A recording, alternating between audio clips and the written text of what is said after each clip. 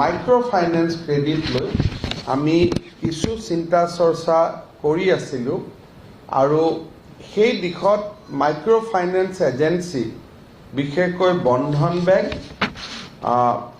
North east small financial board আৰু আমাৰ ইয়াৰ আৰোহণ ফাইনেন্সিয়েল সাৰ্ভিস আৰু MFIN অৰ্থাৎ যি মাইক্ৰ ফাইনেন্স কোম্পানীসকলৰ যিটো সংস্থা সেই সংস্থাটোৰ লগতো আমি দীঘলীয়াভাৱে আজি এমাহৰ পৰা কথা বতৰা পাতি আছিলোঁ।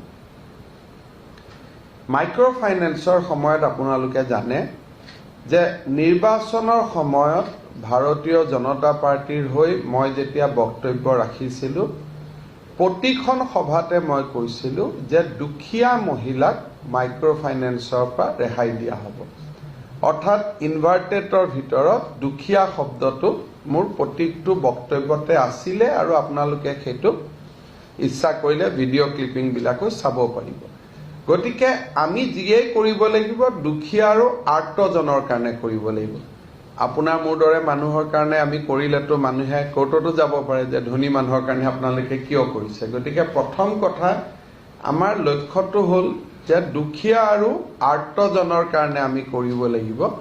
দুখীয়া বুলি কওঁতে কোন দুখীয়া তাৰ ওপৰত আমি আলাপ আলোচনা কৰি ল'ব পাৰোঁ যে ঠিক আছে পকা ঘৰ এটাও দুখীয়াই হ'ব পাৰে যদি ভিতৰত অৱস্থাটো বেয়া, এটা বেলেগ কথা। কিন্তু বেচিকেলি আমি নিৰ্বাচনত দুখীয়া আৰু দৰিদ্ৰ আৰু আৰ্তজনৰ লোন ৰেহাইৰ কথাহে কৈছিলোঁ। আমি কোনো ধনী মানুহৰ লোন ৰেহাইৰ কথা কোৱাও নাছিলোঁ আৰু এইটো কৰা উচিতো নহয়। চতুৰ্থতে আমি নিৰ্বাচনৰ সময়ত কৈছিলোঁ যে অসমৰ মহিলাই 12,000 কোটি টকা বৰ্তমানলৈকে তেওঁলোকে 12,500 কোটি টকাৰ তেওঁলোকে লোন লৈছে। আমি সময়ত আপোনালোকক গোটেই কথাখিনি তথ্য দিম কেবিনেটত যোৱাৰ পিছত। দীৰ্ঘকালীন আলোচনাৰ পিছত MFI ইনষ্টিটিউটসকলে আমাক এই লোনৰ পৰিমাণ 8,200-500 কোটিলৈকে কমাই দিয়াৰ বাবে সিদ্ধান্ত লৈছে। কিয় কমাইছে তাৰ কাৰণ কেইবাটাও আছে। এটা হ'ল তেওঁলোকৰ কোনোবা জাগাত ৰিজাৰ্ভ বেংকৰ নৰ্মছ তেওঁলোকে ভাইলেট কৰিছিল। অৰ্থাৎ MFI নিয়ম মতে 1,25,000 টকাৰ ওপৰত কোনেও কাকো লোন দিব নোৱাৰে টোটেল। কিন্তু তেওঁলোকে কৰবাত 2 লাখলৈকেও দি দিছিলে। সেই 75,000 টকা তেওঁলোকে নিজে ৰেহাই দিব লাগিব। ৰিজাৰ্ভ বেংক অফ ইণ্ডিয়াই কৈছিলে যে এটা লোন এগৰাকী মহিলাক একে সময়তে তৃতীয়বাৰতকৈ চতুৰ্থবাৰ দিব নোৱাৰে। গতিকে যিখিনি লোন 4th টাইম হৈ গৈছিল, এগৰাকী মহিলাক ইটোৱে দিছে সিটোৱে দিছে 4বাৰ হৈ গ'ল। তো 4বাৰ হ'লে তেতিয়া 4 নম্বৰ লোনটো ৰিজাৰ্ভ বেংকৰ পেৰামিটাৰত নপৰে, যিটো আমাৰো বিধানসভাত আইনখন আমি যি পাছ কৰিলোঁ গেজেট কৰিলোঁ। কালি কোনোবাই কৈছে যে আইনখন পেলাই থোৱাইছে, এইটো নহয়। আইন হেজ বিন নটিফাইড, গভৰ্ণৰৰ চহী হৈ গ'ল, আইনখন নটিফাই কৰি দিয়া হ'ল। এতিয়া এইখিনি তেওঁলোকে কৰাৰ পিছত আমাক ইণ্টাৰেষ্টৰ ফালৰ পৰাও কিছু ৰেহাই দিয়াৰ পিছত টোটেল এতিয়া টাৰ্গেট গ্ৰুপটো হ'ল 8,250 কোটি টকা। অৰ্থাৎ যিটো আগত আমি 12,500 কোটি টকা বুলি ভাবিছিলোঁ, 4,000 কোটি টকা এটা আমি আলাপ আলোচনাৰ জৰিয়তে আমি তেওঁলোকৰ পৰা কনচেশ্যন এটা ল'বলৈ সক্ষম হৈছোঁ। এতিয়া 3টা প্ৰশ্ন থাকিব। সেইটো হ'ল যেতিয়া আমি কোনোবা মহিলাক লোন মাফ কৰি দিম তেতিয়া সেই মহিলাগৰাকীৰ যিটো চিভিল স্ক'ৰ বুলি কয় বেংকৰ লোন লোৱা NPA হৈ যাব। আৰু চিভিল স্ক'ৰ বেয়া হৈ গ'লে চৰকাৰে লোনটো ঘূৰাই দিলেও তেওঁলোকে ভৱিষ্যতে আৰু বেংকৰ পৰা কোনো লোন ল'ব নোৱাৰে। অৰ্থাৎ এইটো বেংকৰ নিয়ম যে মোৰ যদি মই লোন ঘূৰাই দিয়া নাই, এবাৰ যদি মোৰ নামটো NPA হিচাপে লিষ্টত গুচি গ'ল, তেতিয়া সেই মহিলাগৰাকী বা মহিলাগৰাকীৰ ঘৰখনে ভৱিষ্যতে আৰু লোন ল'ব নোৱাৰে। এই কথাটো আমি দৃষ্টি ৰাখিব লাগিব যে আমি সকলোকে যদি ঋণ কৈছো, ঋণ আমি ৰেহাই দিলো, ৰিলিফ দিলো, তেতিয়া এই মহিলা গোটেই 22 লাখ মহিলাই আৰু কেতিয়াও বেংকৰ পৰা ভৱিষ্যতে কনকলতা হওক, NRLM হওক, আন আঁচনিবিলাকৰ পৰাও বেংকৰ লোন নাপাব। সেইকাৰণে আমি 3টা কেটেগৰী কৰিব সিদ্ধান্ত কৰিছো। এটা কেটেগৰী হ'ল যে যিসকলে লোন ধুনীয়াকৈ ঘূৰাই আছে, কোনো সমস্যা নাই। 5 লাখ 6 লাখ এনেকুৱা মহিলা আছে যোনে আজিৰ দিনতো লোন ঘূৰাই আছে। তেওঁলোকে মই কি কৈছো, মোৰ মিটিঙত কি হৈছে, মই ইলেকশ্যনত কোৱা কথাটোতো এটা পলিটিকেল ষ্টেটমেণ্ট, এইটোতো চৰকাৰৰ ষ্টেটমেণ্ট নহয়। গতিকে তাৰ ভিতৰত বিজেপিক কথা ছাপোৰ্ট নকৰা মানুহ আছে যে আমাৰনো বিজেপিৰ কিবা ইলেকশ্যনত মিটিঙত কথা কৈছে, তাক লৈ আমি কি বৰ্ডাৰ, আমিতো ভোটেই দিয়া নাই, গতিকে ইয়াৰ লগত আমাৰ কি কথা আছে। সেইটো মই বিজেপিৰ নেতা হিচাপে কোৱা কথা, যি বৰ্ডাৰ নহয়। কিন্তু তেওঁলোকে লোন ঘূৰাই আছে। এটা তেওঁলোকক যদি আজিৰ দিনত আমি কওঁ যে লোন ঘূৰাই দিব নালাগে, লোন আপোনাক ৰেহাই কৰি দিম, এই মানুহখিনিয়ে মোক প্ৰশ্ন কৰিব যে ভৱিষ্যতে মই আকৌ লোন পাম নে নাপাম বেংকৰ পৰা। তেওঁলোকেতো নাপাব।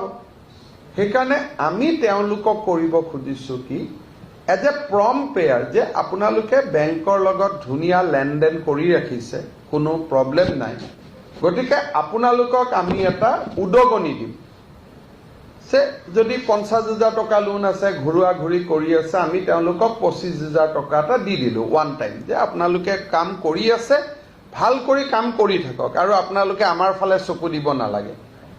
কোনে কি প্ৰেছত কৈছো নাই কোৱা এইবিলাক নাচাব, ভাল মহিলাৰ দৰে আপোনালোকে লোন ঘূৰাই দি আছে, কৰি আছে, ভগৱানে আপোনালোকক শক্তিও দিছে, লোনৰ টকা দি কোনোবাই মুৰ্গী ফাৰ্ম খুলিছে, ব্ৰইলাৰ খুলিছে, ব্যৱসায় কৰি আছে আৰু ভৱিষ্যতে আৰু আগত যোৱাৰ সপোন আছে।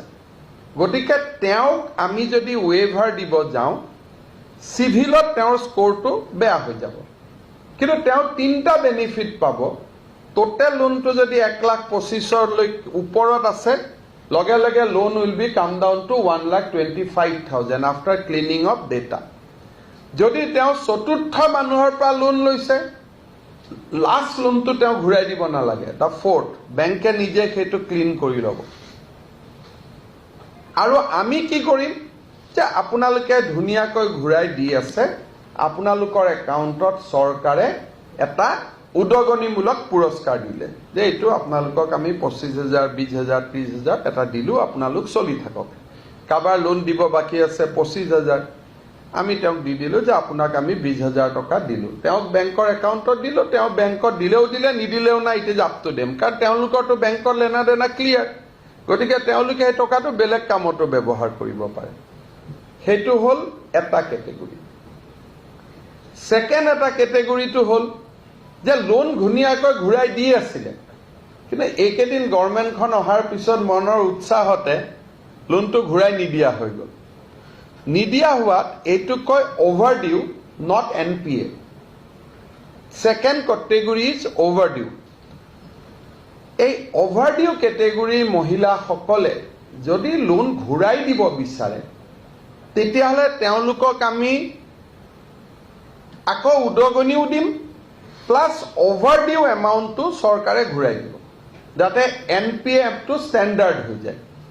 আৰু আপোনালোকে ধুনীয়াকৈ কাম কৰি থাকক, কোনো অসুবিধা নাই, সুন্দৰ কৰি চলি থাকক। এইটো হ'ল ছেকেণ্ড কেটেগৰী, যে আমি অভাৰ ডিউ এমাউণ্টটো ঘূৰাই দিলোঁ বোলে হিমন্ত বিশ্ব শৰ্মাৰ টিভি ষ্টেটমেণ্ট শুনিতো আমি লোন নিদিয়া হৈ গ'লো, লোন দি আছিলোঁ।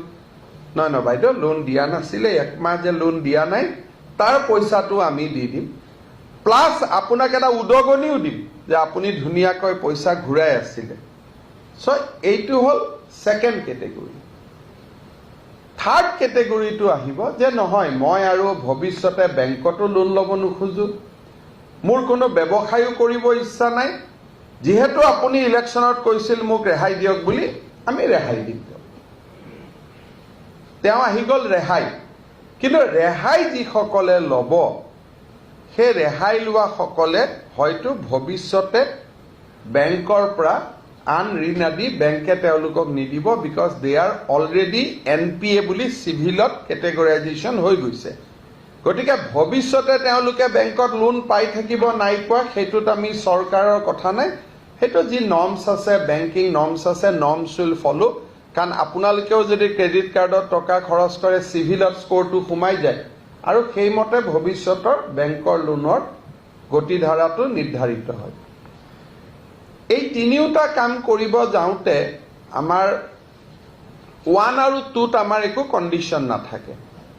ছাপ'জ নাম্বাৰ 1 মই ঘূৰাই দি আছোঁ, ঘূৰাই দি থাকিম, মোক আপোনাক খালি মই এটা পুৰস্কাৰ দিব লাগে। পুৰস্কাৰটো শকত পুৰস্কাৰ হ'ব আৰু যাৰ 2-3 লাখ টকা লোন আছে তাতো নামি আহিব 1,25,000লৈকে automatically as a part of cleaning process. আৰু 1,25,000ৰ ওপৰতো আমি আপোনাক এটা উদগনি দি দিলোঁ যে আপুনি কাৰোবাৰ লোন আছে 30,000 টকা, আমি 25,000 দি দিলোঁ। কাৰোবাৰ লোন আছে 50,000 টকা, আমি 30,000 টকা দি দিলোঁ। কাৰণ তেওঁলোকৰতো লেনদেন কৰিয়ে আছে ধুনীয়াকৈ, কোনো অসুবিধা নাই। বন্ধনৰ ওপৰতো তেওঁলোকৰ কমপ্লেইন নাই, নৰ্থ ইষ্ট ফাইনেন্সিয়েল বেংকৰ ওপৰতো কমপ্লেইন নাই। আৰু তেওঁলোকে কৈছে যে আমিতো বিচৰাই নাই, আমি শুনিছিলোঁহে ইলেকশ্যনৰ মিটিঙত। গতিকে এইটো এটা বেলেগ কেটেগৰী, তেওঁলোকক আমি দিগদাৰ কৰিব খোজা নাই। কিন্তু তেওঁলোকে আজিও দি আছে ঘূৰাই এই মুহূৰ্তটো। গতিকে তেওঁলোকক যিহেতু ইমান ধুনীয়াকৈ ঘূৰাই দি আছে, কোনো কথা নাই বতৰা নাই, ব্যৱসায় কৰি আছে, কোনোবাই দোকান দিছে, কোনোবাই ব্ৰইলাৰ দিছে, তেওঁলোকক আমি এটা উদগনিমূলক ভাত্তা দিম আৰু সেইটো ভাল এমাউণ্ট এটা হ'ব। নাম্বাৰ 1। নাম্বাৰ 2, যোনে দি আছিল, এই মই শপত লোৱাৰ পিছত ছাডেনলি নিদিয়া হৈ গ'ল, তেওঁলোকক এই গেপটোৰ পইচাটোও আমি দিম, যি বেংকক তেওঁলোকে দিবলগীয়া হ'ল for defaulting of the system, plus এটা উদগনি ভাত্তাও দিম। আৰু থাৰ্ড কেটেগৰীটো হ'ল যে নহয়, মোক আৰু লোন ৰেহাই দিম বুলি কৈছিল চৰকাৰে, ৰেহাই দিব লাগে। বাইদেউকেইজনী টিভিত আহি আছে নহয়, তেওঁলোকক আমি পুৰা লোনটো ঘূৰাই দিম। যে আপোনালোকৰ হৈ চৰকাৰে লোনটো ঘূৰাই দিছে, গতিকে আপোনালোকে আৰু লোনটো ঘূৰাই লওক।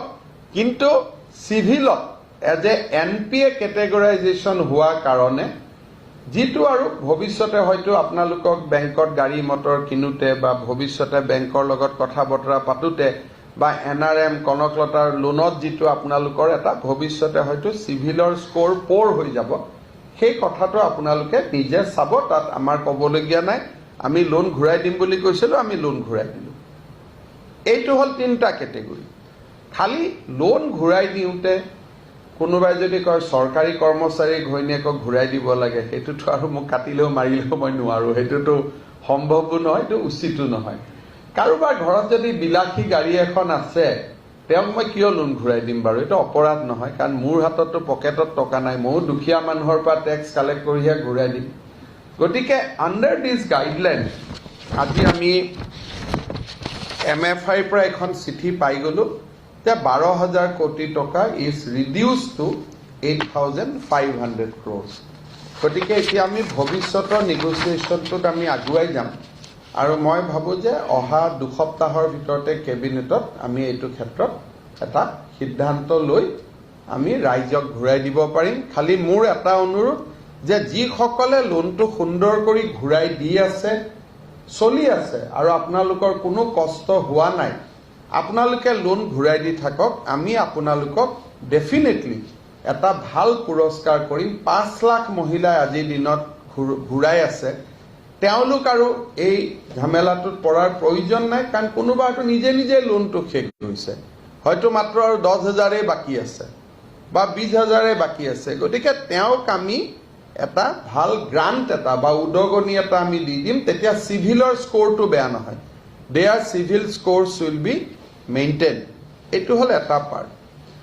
ছেকেণ্ড পাৰ্ট, আমাৰ চৰকাৰ অহাৰ পিছত MFINৰ ওপৰত যিখন আইন আছিল তাক আমি বলবৎ কৰিছোঁ।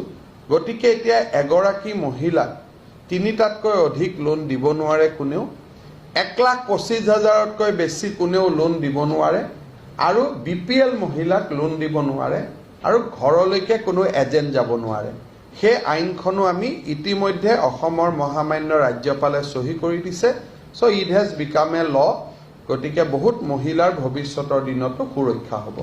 আপোনালোকৰ যদি কিবা সুধিবলগীয়া আছে সুধিব।